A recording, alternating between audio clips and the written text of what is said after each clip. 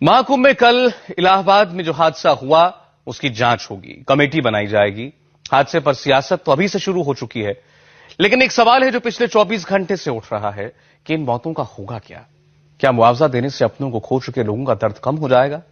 ये सवाल है रेल मंत्री से, ये सवाल है यूपी के मुख्यमंत्री से, ये सवाल है यूपी के अधिकारियों से। उन लोगों का दर्द देखिए और समझिए कि अपनों को खोने का मतलब क्या होता है। नमस्कार, ये रिपोर्टिंग 2013 की है।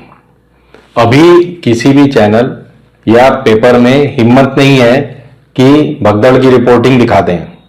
लल्लन टॉप ने दिखाया कि झूसी में भी हुई है भगदड़ और यहां पे भी हुई है, और 60-70 का फिगर अभी तक आ रहा है। सरकार ने सिर्फ 30 स्वीकार किए अभी तक। यहाँ कोई प्रशासन का वो नहीं था। यहाँ बहुत अजीब लोग हैं। They are heartless, they don't know. ये लोग बहुत क्रूर हैं। वो लिटरली ऐसे पड़े थे जैसे ऐसे कुछ गार्बेज, और वो उनकी बॉडी थी। ये मलबे में ऐसे ऐसे लोगों को ऐसे उठा उठा के, अच्छा ये लाश है, ए इसके ऊपर से मत जाओ, यहाँ पे बॉडी है, इसके ऊपर से मत जाओ। हम करंट जब लगेगा हम मर जाएंगे। टावर पे से ये यहाँ पर पूरी पब्लिक, ये देखिए ऊपर कुछ लोग तो ऊपर से नीचे गिर गए। समझ लीजिए हम लोग अपने बच्चों को लेके ऐसे खड़े थे शास्त्री बीच। यहाँ तो मीडिया थी नहीं, सब संगम पे थी। इस सच को छिपाया गया जो नेहा बता रही है, जो यहाँ के लोग बता रहे हैं। मैं पहुंच गया हूँ तो मेरे कैमरे पे दर्ज हो गया है। सुबह 6 बजे या 7 बजे, 8 बजे, 10 बजे कोई आएगा तो यहाँ पे सब साफ रहेगा। अगर कोई दुर्घटना हो गई है तो उसे मान लेना चाहिए और उसको सुधारने की तरकीबें सोचनी चाहिए। लेकिन हो क्या रहा है? ये एक्टिंग। सब ने प्रधान सेवक से एक्टिंग सीख ली है। जो भी प्रधान सेवक बनना चाहता है उसके लिए पहली चीज होनी चाहिए कि उसे एक्टिंग आनी चाहिए। ये रोने की एक्टिंग, ये बहुत जरूरी है। अब आप मुख्य बात पर ध्यान दें। कोई भी इस तरह का आयोजन होता है, विश्व में कहीं भी होता है, कैसे बहुत जगह तो होता भी नहीं है, अपने अपने भारत देश में होता है, एशिया के बहुत से देशों में होता है, और कभी कभार रोम वगैरह में होता है। धार्मिक आयोजन है। लोग किस तरह के आते हैं, मतलब जनता किस तरह की वहां पहुंचती है, इस पर भी निर्भर करता है। कुंभ ऐसी चीज है जहां हादसे आम बात है। 54 में भी हुआ था, 13 में भी हुआ, और उसके पहले भी छोटे मोटे हादसे होते रहे हैं। इनसे हमने कुछ नहीं सीखा है। 70-75 साल में हमने बहुत कुछ सीखा है। सब चीज के लिए नेहरू और अखिलेश और सब जिम्मेदार हैं, लेकिन हमने कुछ नहीं सीखा है। हम एक्टिंग के लिए सिर्फ जिम्मेदार हैं। तो ये अगर आपकी नीति है तो ये हादसे नहीं टल सकते। अब इनमें दो बात हुई है। मैंने जैसा कहा कि हादसे होते ही हैं। पिछले साल या 23 में वो उधर हाथरस में एक बाबा जी जमा हो गए थे तो 125 लोग मारे गए थे उस भगदड़ में, तब भी उसका कुछ नहीं हुआ।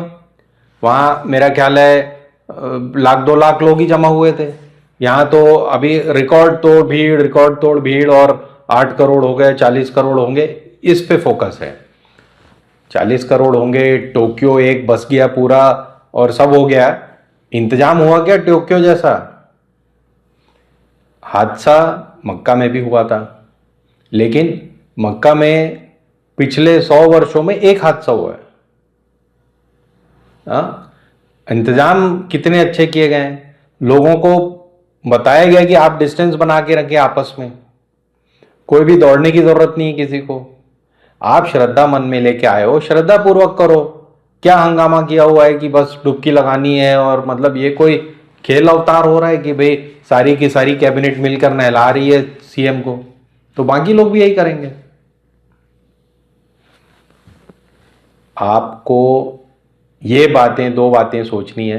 पहला, आपने निमंत्रण दिया पूरे देश को सोशल मीडिया के थ्रू और चैनल्स के थ्रू कि आइए, और ऐसा 144वां वर्ष है और महाकुंभ है, और इस पे भी डिबेट है कि ये महाकुंभ है कि कौन सा कुंभ है। भाई सिर्फ 1868 से इसे कुंभ नाम दिया गया। इसके पहले ये फागुन मेला कहलाता था। फाग मेला होता था जो कहाँ होता था? इलाहाबाद में या प्रयागराज में। वो हमेशा से हमारी धार्मिक जनता वहाँ जमा होते रही है, संगम में स्नान करते रही है। कुंभ नाम इसलिए दिया गया कि अंग्रेजों ने इसकी बागडोर अपने हाथ में ले ली, इसके आयोजन की। उस टाइम पे भी भगदड़ होती थी, तो भगदड़ के लिए सब लोग जिम्मेदार हैं। जनता जो आती है वो, अव्यवस्था जो होती है वो, और इतने भारी मानव समुद्र को मेंटेन करना बहुत बड़ी बात है, आसान काम नहीं है। हमको सिर्फ सीखना है कि इसे मेंटेन कैसे करना है, दूसरे देश कैसे करते हैं, मक्का में कैसे होता है, रोम में कैसे होता है। तो पहले सत्य को स्वीकारना सीखें। सत्य को छुपाने से कुछ नहीं होता, रोज रोज ये बताने से कुछ नहीं होगा कि ये तो अखिलेश ने शुरू करवाया था, ये तो सपा वालों का गेम है, और ये तो चाहते ही थे कि यहाँ भगदड़ हो जाए, 30-40 मर जाएं। ये सब फिजूल की बातें। दूसरी चीज जो है वो ये है कि वीआईपी कल्चर डेवलप हुआ है, इसके विरोध में शंकराचार्यों ने भी कहा है। एक वीआईपी क्यों है और एक जनरल वीआईपी कल्चर क्यों हो रहा है? स्नानार्थी क्यों आपने बनाए? आपको किस संविधान ने अधिकार दिया? 500 रुपए में आपको वीआईपी घाट बना दिया गया, बाकी जनता वहां मरे, वो पुल से सिर्फ वीआईपी गाड़ियां गुजरेंगी।